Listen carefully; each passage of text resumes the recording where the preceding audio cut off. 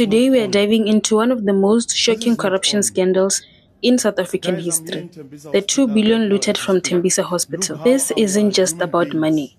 It's about the lives affected and the trust betrayed. If you are new here, hit subscribe and let's uncover the truth. Tembisa Hospital is located in Gauteng.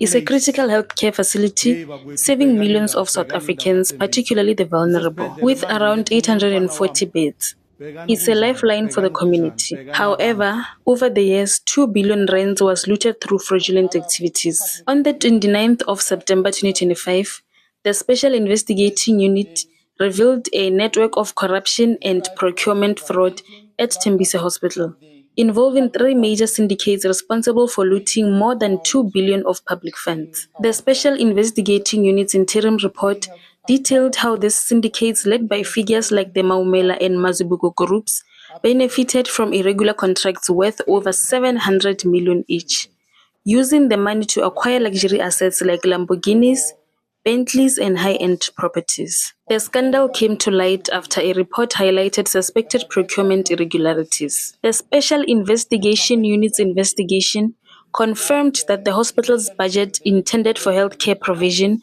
was ruthlessly looted through a complex web of fraud. The 2 billion looted from Tembisa Hospital is a loss for South Africa's healthcare system, representing not just financial mismanagement, but a direct impact on patient care, infrastructure, and trust in public institutions.